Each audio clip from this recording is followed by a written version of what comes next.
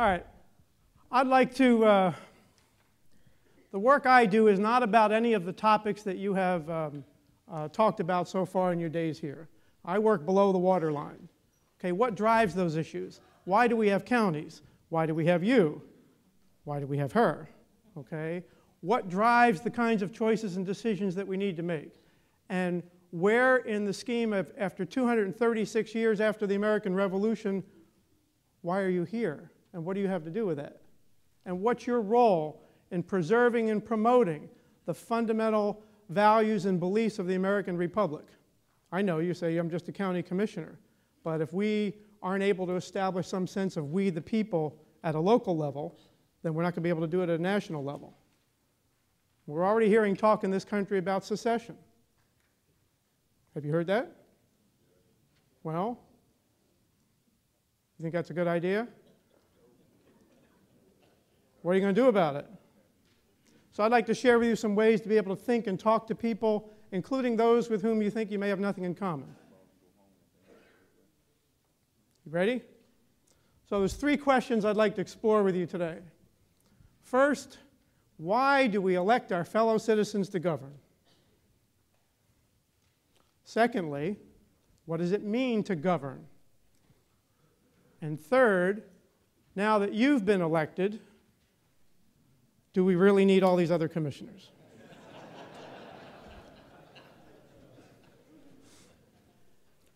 Let's take them in order. Okay. So why do we elect our fellow citizens to govern? I'm going to use this space right here with my water. Okay. Well, there's 2 views.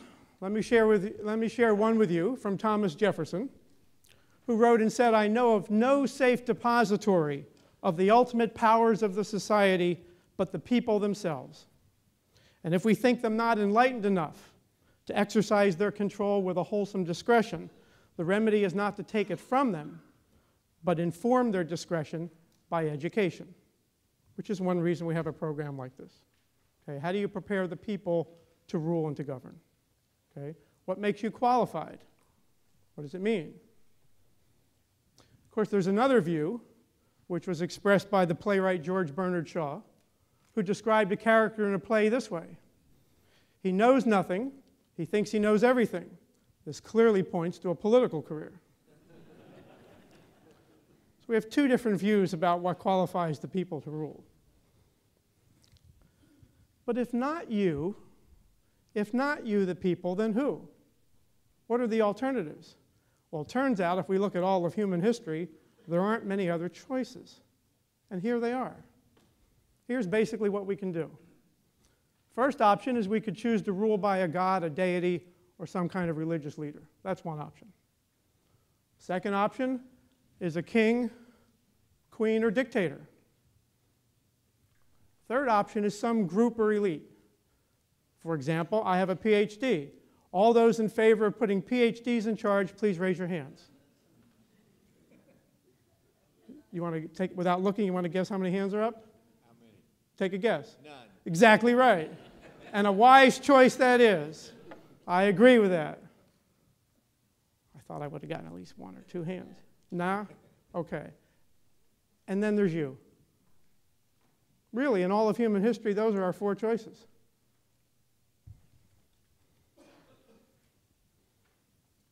Of course, we might want to temper that by remembering what Winston Churchill said once. He said, when talking about the role of representative democracy, he said, "We didn't pick rule by the people because it's the best form of rule. We picked it because all the other ones are worse."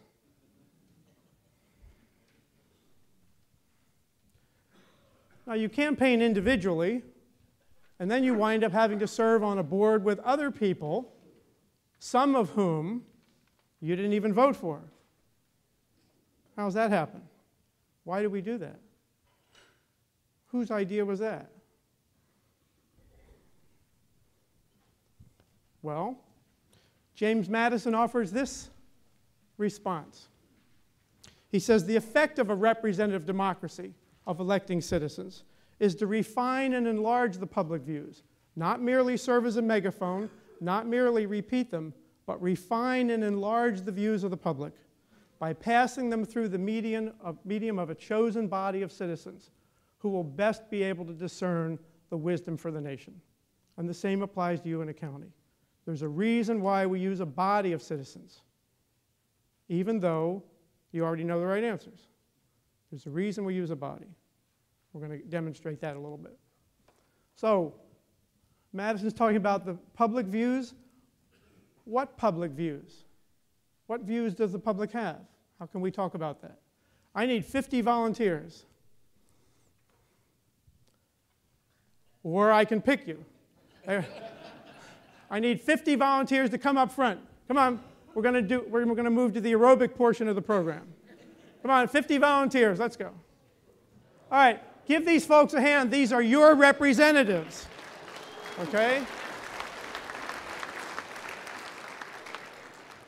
All right, because I couldn't get space to get all of you up and do this, we're going to use a surrogate model. These are going to be your representative citizens. We're going to give them some choices that might occur in counties, and we're going to ask them to move around the room based on how they feel about the issue. Just their personal view, okay? And your job is to take notes and see how many of them get it right, okay? So, you're our representatives of our representatives. I'm going to put on the screen, I have 10 choices for you. I'm going to ask you to move to one side of the room or the middle based on how you feel about the issue. Now, let me give you the ground rules. You have 3 choices.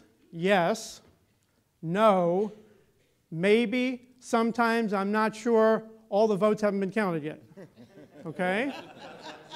All right? Now, just to be clear, yes is on that side of the room all the time. Yes will always be over there. No is always going to be here, and the not sure, maybe, we're still counting is in the middle. And you can move a little bit to one side or a little bit if you want, okay? So the choices are going to be always in the same place. The only thing that's going to move is you, okay? You ready? Okay. You all ready to play at home? All right. You may, depending on the choices you make, you may need to call home for a ride. All right, issue number 1. This game is called Where Do You Stand? Require county managers to reside within the county limits. Yes, no, maybe in the middle. Y'all are taking notes now, right? See who gets it right. All right, because I'm relying on you to keep score. Hey there, how you doing? How are you? Okay, choice number 2. Provide economic incentives to businesses. Yes, no, maybe.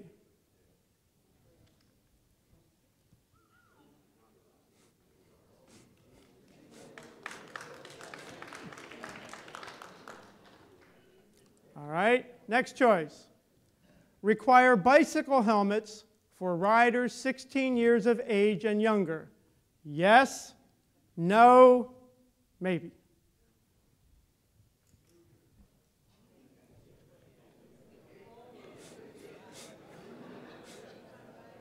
All right, no coaching. They were elected. Let's let them figure it out, okay?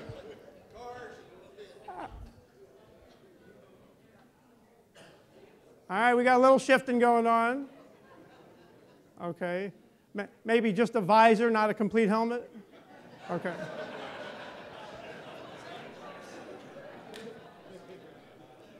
Next choice. Require sprinkler systems in all clubs and restaurants open to the public. Yes, no, maybe.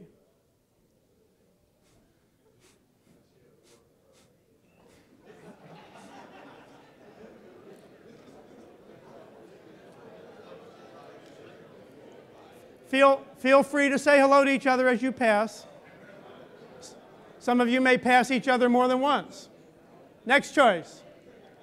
Spend public money on public art. Yes, no, maybe.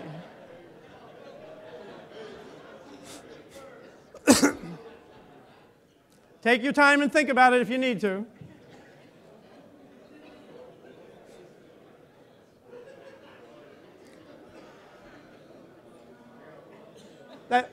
Who was that commissioner? He ran for office and he's still running. Next choice. Offer employment benefits to domestic partners of county employees. Yes, no, maybe.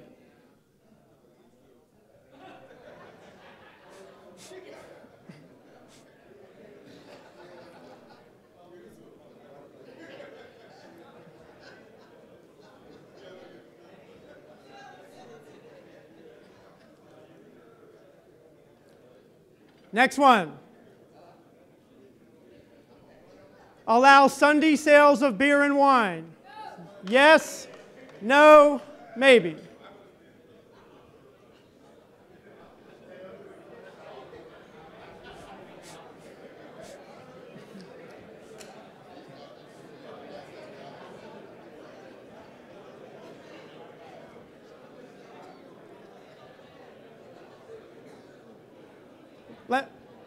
Let me guess.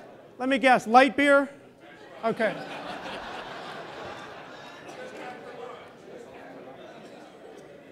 Adopt a teen curfew. Yes. No. Maybe.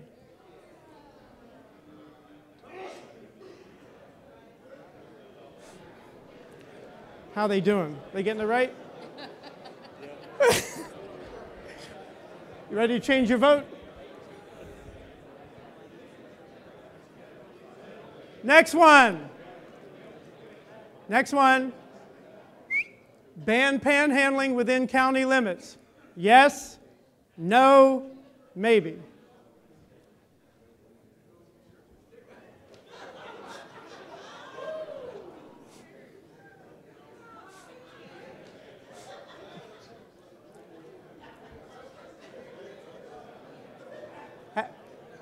How many of you have noticed that some of them are getting more exercise than others?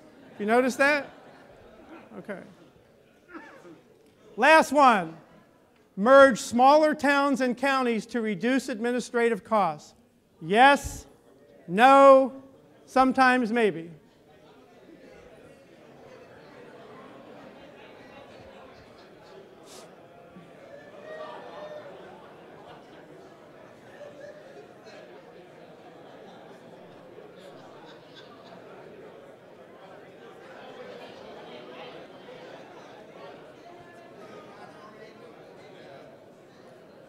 Okay, you may now return to your seats, but knowing what you know now, you may want to pick a different seat.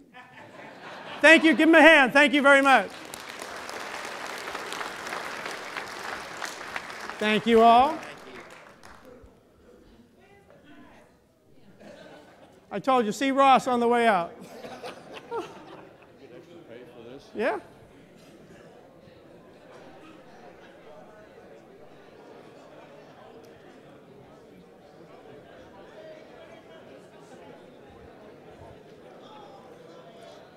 Okay,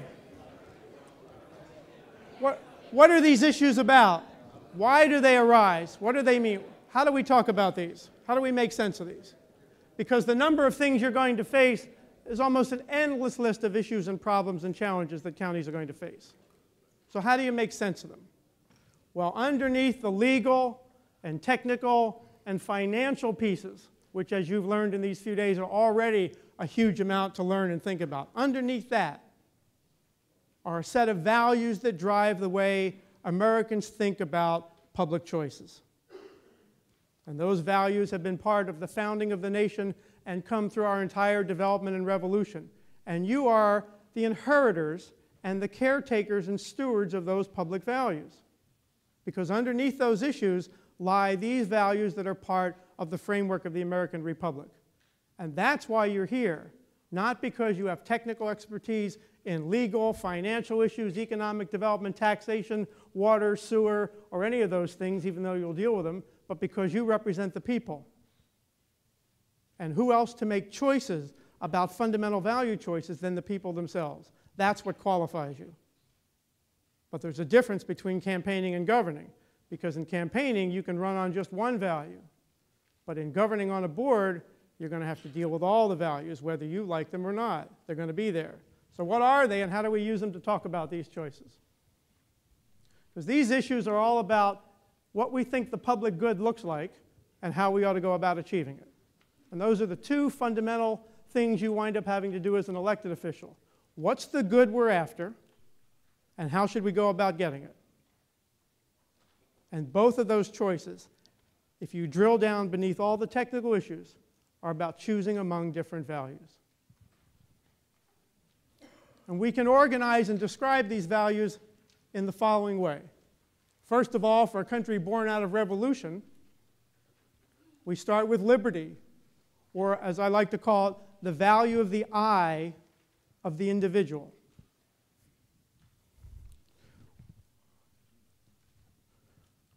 We have the value of community, which is the value of the we. Sometimes we're dealing with issues that are about the I, and sometimes we're dealing with the we, and they conflict with each other. Equality is the value of the us, and there's lots of different us's in the we. Okay? So the we is made up of lots of different us's. It's smaller than the we, but bigger than the I. And those are different interests. And finally, there's the value of prosperity, which is the economic value of the market. And those four things drove all those issues and choices you just saw people move on, and all the other list we can. Underneath those issues is a combination of how these values intersect and conflict. And your fundamental role in this American experiment is to figure out what's the good and how do we get it. And you think that taxation, water, and sewer are hard. Wait till you get to this part. Okay? So, just briefly, these are big box values, and there's lots of different flavors to them. We're not going to go into those today, but just to give you a flavor, when we value liberty, we value things like personal freedom, okay? Having choice and opportunity, people's independence, individuality, okay? People being personally responsible and self-sufficient, okay? Citizens who favor liberty and elected folks who favor liberty generally support a more limited government rather than a more active government, in general, in very general terms. Okay? They're likely to maybe prefer private solutions to public ones whenever possible, and they want basically elected officials to serve a role of protecting people from government in many cases. Okay? Just to generalize, and we're only generalizing here for right now. We'll look at a couple examples in a minute. Now, how many of you value liberty just in general? Okay, pretty hard for Americans not to. So prominent is it that if you think about the constellation of American politics, liberty's our North Star. How can it be any other way in a country born from revolution for people to be free?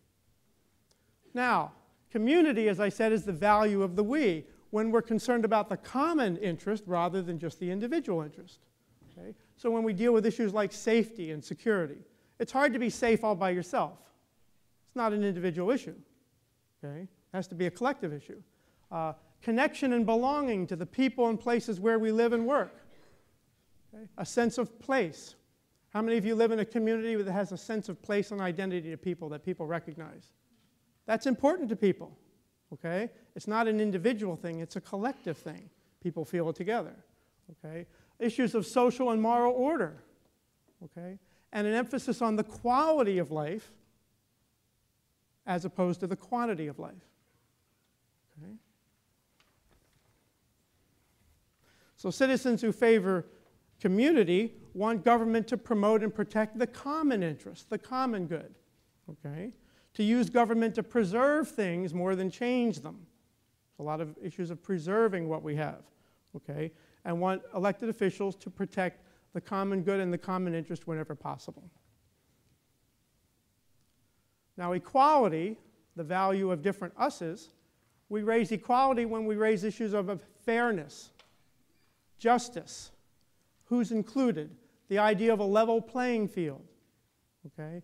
When rights are a liberty issue, but equal rights is an equality issue, or equal treatment, or equal opportunity. Okay? Citizens who favor equality on a particular issue, they tend to want a more active government because they want government to step in and make something happen as opposed to letting whatever happens. Okay? They want to make sure that everyone benefits from government programs and spending, and they want elected officials to be active and use government to help people in general.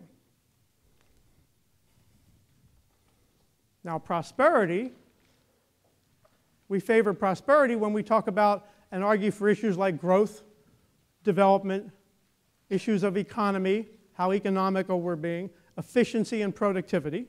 Okay? When we use market rules to make decisions, here's an example of a market rule. If it sells, it's good. That's a market rule. How does that translate to local government? Well, debates in public transit about whether or not, for example, we should have commercial advertising on buses. Because it does sell, it makes money. Is it a good thing? That's an example of whether or not we should use market rules. Okay? And a return on investment. Those are ideas that relate to the value of prosperity.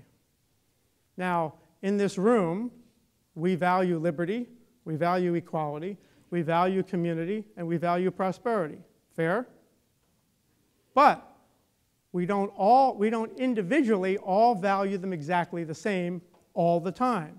And collectively, we don't value them the same all the time. And sometimes they conflict. And when they conflict, that's where you come in. Because somebody has to figure out what we should do. So, how do they relate to county government?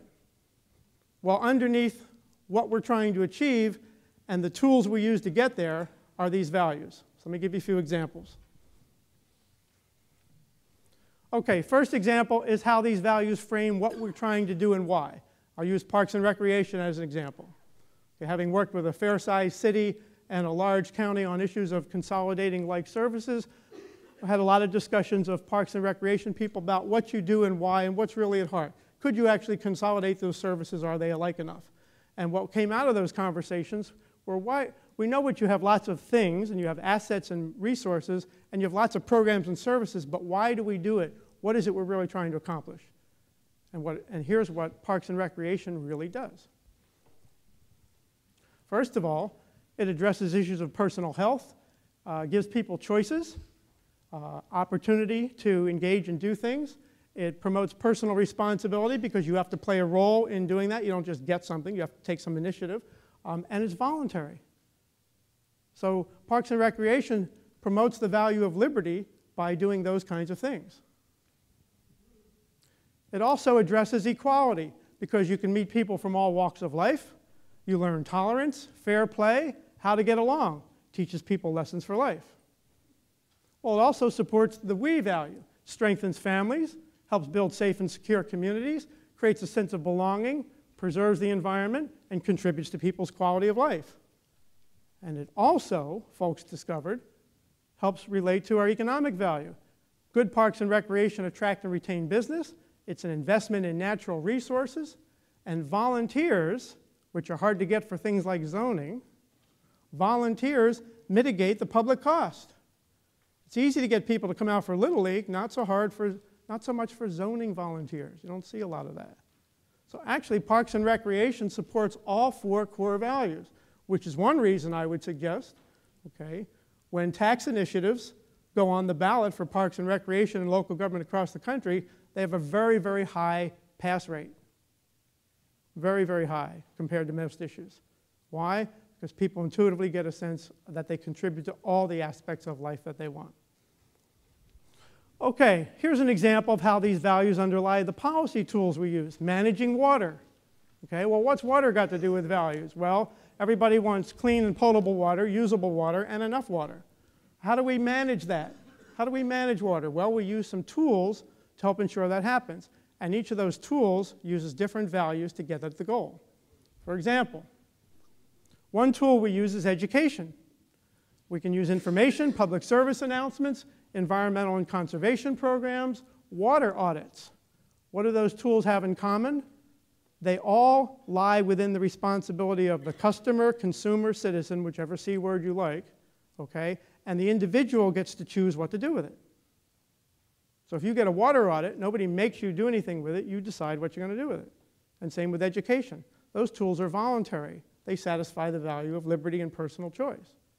But sometimes the benefit we want, we might not be able to get unless what? Unless everybody does it. So we use a different tool, like regulation, which satisfies the value of community, because everyone has to do it so we get the gain to everyone. And we might use things like that, which are technical, toilet retrofits, self-closing faucets, irrigation requirements and limitations, but they apply to everyone because that's how we get the benefit for what? For the common good as a whole. And we take the issue of choice off the table. It's not a matter of choice, it's a matter of everybody having to do it so that everyone benefits. But it's no longer voluntary and you can't opt out. It's a different tool. There's a third tool we use, a market tool.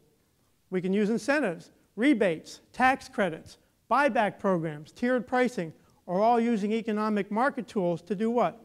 To achieve the same goal, to get people to manage water better. So we can use voluntary education information, we can use a regulatory approach, we can use market approach, all designed to do what? Achieve the very same goal.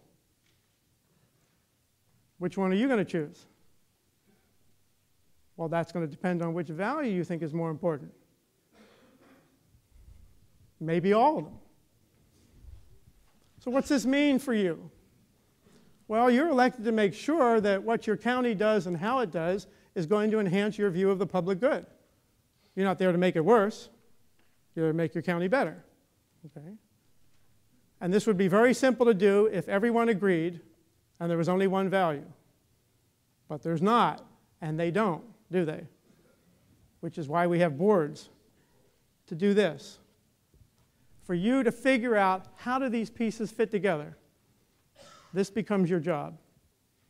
So when you're talking, you may be talking water, you may be talking traffic, you may be talking economic development, but you're talking about the balance of values. How much do we tear down and build new as opposed to preserve what we already have? Well, I don't know. Depends on the situation. There's a whole, which one? Well, I don't know. You saw people up here. Maybe sometimes we do one, sometimes the other. It's a tough choice. When should we preserve? When should we tear down? Depends on the values that you think are more important. It might not be the same every time. Could you imagine, could you see making different decisions at different points in time? Sure. That one time you might say, I think preservation matters in this case on Tuesday, but on Thursday, I think we've got to reinvest and do something new. Could you see that happening? Yeah. How are you going to decide and work it out? To be able to talk about these things. Because what boards do is solve these problems by figuring out the choices you need to make from among the competing values. If the values didn't compete and conflict, there'd be no choice to make. It'd be easy. But that's why we have you. So, public problems often look like this. Does that, yeah, I see that you recognize that already. Okay? Okay? They often look like that. Now, when I talk about a public problem, it's when individuals or groups in your community attach priority to different core values. That's when a public problem arises. This group over here favors this value, and this group over here favors that value. And now it comes to you and your colleagues. And each side knows the right answer and expects you to give it to them, right? So that's easy. Okay? And you have to decide which of the values has priority and how do we balance the ones that are there. Because what do you do with the value you don't pick? It's still there. What happens to it? And this is the fundamental element of political decision making in government. And you're the only ones qualified to do it. And we have no other choice because all the alternatives are worse than you. And so you are our last hope. And if you fail to make this work, then the story of the American Republic comes to an end. Do you realize that we are now the oldest surviving republic in the world? All the other ones before us died. No pressure. No pressure. So what you do really matters. The fact that you volunteer to do this really matters. The fact that your colleagues do it really matters. The fact that you disagree with each other is part of the process. We couldn't do it if you weren't here. Just turn out the lights and go home. It's critically valuable that you're here. Okay, so some examples of those choices and problems. Your board is split over the state's proposed road widening plan. This is a problem about what it is we want, what we think the good is. Okay? State wants to propose a widening plan, and the board's split over whether that's a good idea. Why? Well, because it's a trade-off between community and prosperity values. Some commissioners want a bigger piece of the region's economy, and they think a wider road will help them get there. Okay? But some as one commissioner says, we're the only perimeter county that doesn't have a 4 or 5 lane access. So we need to expand our access to have more growth and development. Okay, fair enough. But some commissioners are concerned about widening a road that drains into its water source. And as another commissioner says, I guess every community wants its 4-lane highway, but where does it end? When it comes to the environment, where's our sense of discipline? Tension between the value of community and the value of prosperity. And choices have to be made. Which value should have priority? And what do you do about the other value? Because it doesn't matter which one you pick, the other one's still going to be there. And it's going to be represented on your board, and it's going to be represented in the community. Okay? A hearing on a proposed pet control ordinance, always a popular topic. Okay? You want to bring people out in droves? Tell them you're going to do something about their pets. Okay? You say nobody comes to board meetings. You've got to pick the right topics. Okay? Animal control. People love animal control. It's one of their favorites. Okay? This is an example of where we're not arguing about the what, but more about the how. Everybody wants good treatment of pets and animals, and they want pet owners to be able to be pet owners, and they want the safety of the public and the health to be protected. No disagreement on the goals, but how do you get there? Well, we have a tension between liberty and the freedom of pet owners and the welfare of the community as a whole, the safety and security. So your staff comes to you, okay, and develops a really nice plan and ordinance for fining people who have unspayed or unneutered cats and dogs. Why? As an economic incentive to control the population of pets and for people to be more personally responsible. Perfectly good idea, except the Kennel Club says, wait a minute, we agree with the goal, but we'd prefer education instead of regulation. What are they saying? I'd prefer a liberty choice solution rather than a mandatory required one. It's an argument about values, but you don't get to the values unless we talk about cats and dogs. And cats and dogs are just an excuse for you to talk about the values. You got it? So until the cats and dogs come, there's no way to have the discussion. But it's not about, the issue is not really about cats and dogs. It's about how much freedom people should have over their own pets and to what degree they share responsibility for the welfare of their neighbors. That's the issue. And the dogs and cats are an opportunity to have that conversation. Now, individual freedom versus the rights and protection of the community as a whole, how long in America have we been debating issues like that? 236 years. So you're not going to solve it. If you do a really, really good job, then when you give up your seat, voluntarily or otherwise, we'll have new people come in so they can have the very same arguments. Because there's no solution to it. And your job is to preserve this process so we can keep having the debate. And make good decisions at the time for your county as best you can. Here's one where we can combine the what and the why. A proposed water line merger between a county and a municipality surfaces different priorities. Why might we want to merge the water? Well, as one county commissioner says, we're costing the people money by keeping our system separate. What's he arguing for? An economy of scale, greater economic efficiency, a more productive system. How many of you favor a greater return on investment, greater economical system, more efficient? How many of you think that's a good thing? It is a good thing. And if it was the only thing on the table, we'd be done. But, as a town council member points out, to give up total control of our water lines to another jurisdiction is a serious mistake. What's that person saying? Our town should have some self-determination. We should have a voice in our own future. We shouldn't give that up. How many of you think self-determination is a good thing? Okay, so who's right? Well, of course, all of you are. And I want you to know that I'm the only one who agrees with each and every one of you. So these are both good things. It's a good thing to have a more economical water system. It's a good thing to have a sense of self-determination and control your own future in your community. Both of those are good things, but they're in conflict with each other. That's why you're here. Okay. Some suggestions about what it means to govern based on those examples. I forget when we started. How's our time, Mary? That's what I thought. Okay, here we go. First of all, solving problems means more than just choosing sides. When you campaign, you just got to tell people, I'm for this or I'm against that. That's all you got to tell them. And if you get enough to agree with you, without thinking about it too much, you get elected. Well, congratulations, you're here now. Okay? But it's more than just choosing sides. And the reason we have a board is so that you won't have everybody to agree with you. People tell me, well, our board gets along great. We all agree with each other. And I go, well, then you're redundant. Why do we need 7 of you? Okay? You'd better have differences on your board. That's the whole point. Why? Because there's more than one value. Who's going to represent it? There are no one value problems, so there are no one value solutions. I know you're right, but there's always more than one choice. Okay? And see that hole? That's where your county manager lives. And okay, you see that right there? Okay.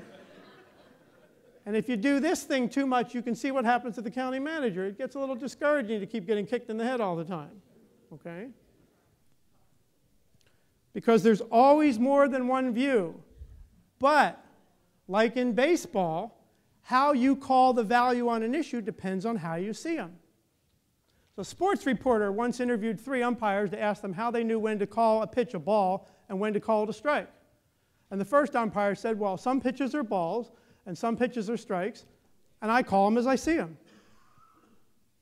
The second umpire said, well, yeah, some pitches are balls and some are strikes, but I call them as they are. And the third umpire thought about it and said, yeah, some are balls and some are strikes, but they ain't nothing until I call them.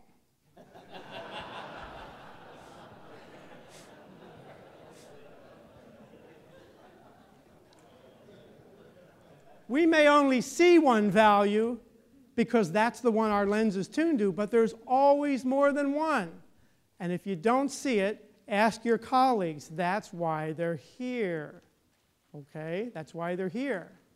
So the irony is, we campaign, we tend to associate with people who agree with us, and we don't talk to the other people. Okay? But in governing, it's the people who disagree with us who have the most to contribute to the conversation, because they see things we don't. And if we're going to actually achieve the good, it's more than just your good or your good. It's how do we achieve both goods in some way rather than making one worse. We're going to have to talk to each other. And there's a value in the people who see things differently. In campaigning, we don't need them. But in governing, they're very important. Because sometimes what we see isn't what it seems to be. A missionary went for a walk one day in the jungle, got lost in thought, and got lost.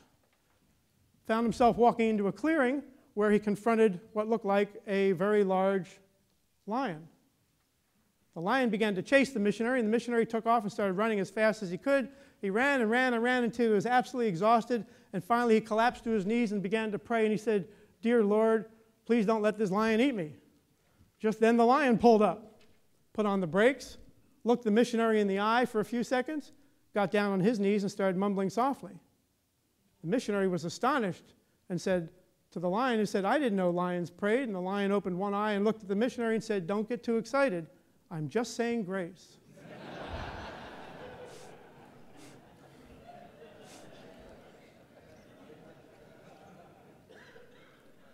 Making good choices means balancing the public values. It may not be all your value or all your value. What's the right balance? What's the best balance you can achieve?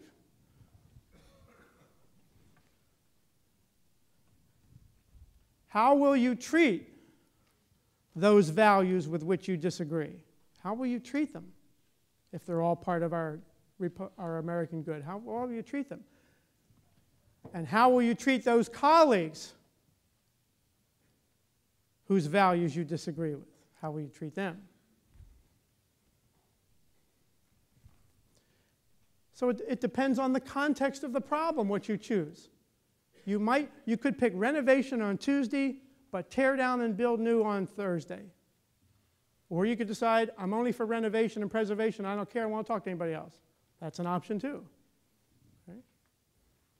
So it depends on the context of the problem what the best choice is going to be.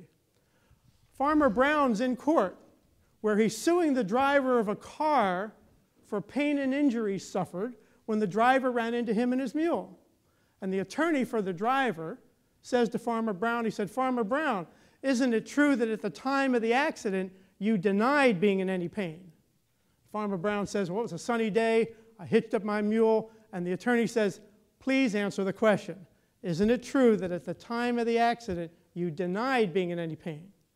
Farmer Brown says, it was a sunny day, I hitched up my mule, and the attorney just yells at him, and the judge finally says, counsel, let's let Farmer Brown tell the story in his own words. So Farmer Brown does. He explains that it was hitched up his mule, it was a sunny day, he's driving down the road, and a car comes careening around a curve and clips the wheel on his wagon and sends him and his mule flying across the road. What happened then, said the judge. Well, said Farmer Brown, the driver of the car got out, he looked at my mule lying in the middle of the road, and he said, this poor animal's suffering.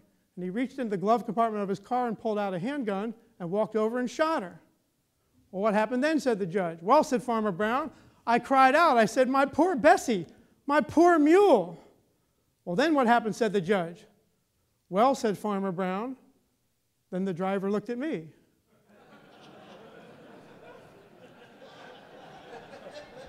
And he walked over to where I'm lying on the side of the road, and he looked down at me and he said, are you in pain?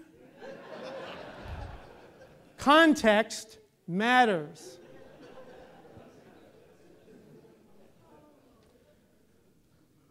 We can't solve a two-value problem using only one value. Go ahead and try. Some of you will. I'm not giving up my value, and I don't care what you all say, not changing my mind. I'm going to do it. But you can't solve the problem. You might win the vote, but the problem will still be there. All you can do is beat each other, but you can't solve the problem. Two hikers were in the woods, came around a big curve in the trail, a long straightaway, and at the end of the trail saw a big bear scratching up against the tree like this. The bear saw the two hikers, dropped down, started charging them. Well, the one hiker, he turned around, started getting ready to run, but the other hiker, she sat down, opened up her backpack, took off her hiking shoes, and put on a pair of running shoes. And her partner said, what are you doing? Are you crazy? You can't outrun that bear. And she said, no, but I can outrun you. So you can outrun each other, or you can actually try and solve the problem. But it'll take both of you to do it. To govern means to rule without absolute power. And that explains why all these other people are here.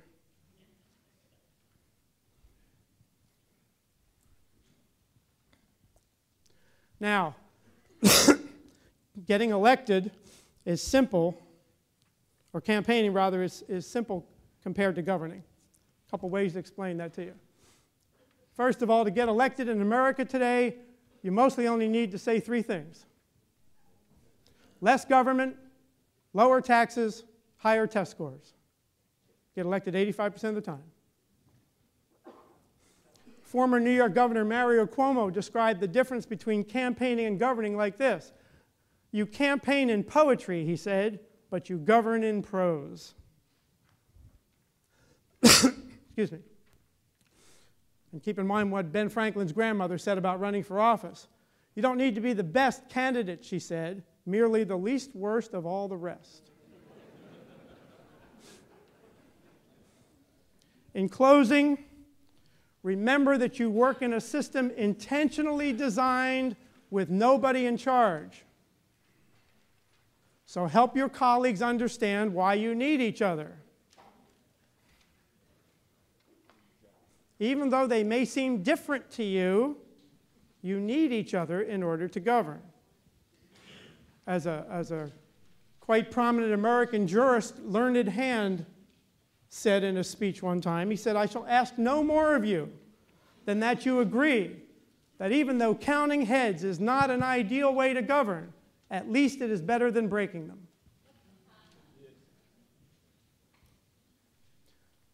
Ben Franklin reminds us that it's up to each and every one of you to make representative government mean something more than 2 wolves and a sheep voting on what to have for lunch.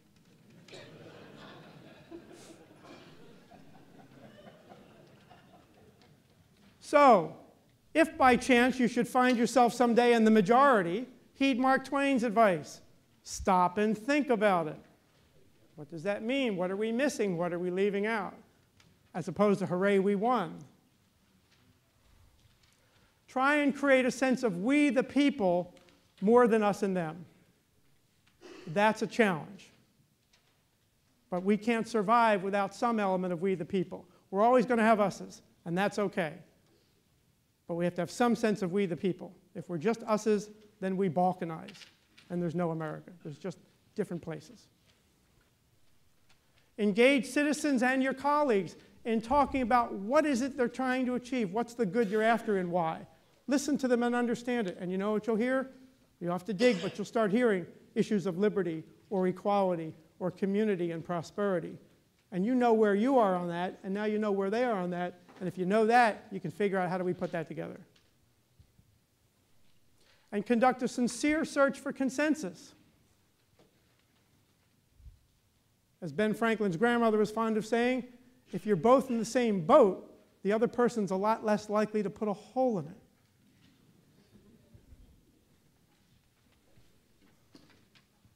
But if that doesn't work, if you've tried everything to listen and work with your colleagues and absolutely nothing works at all,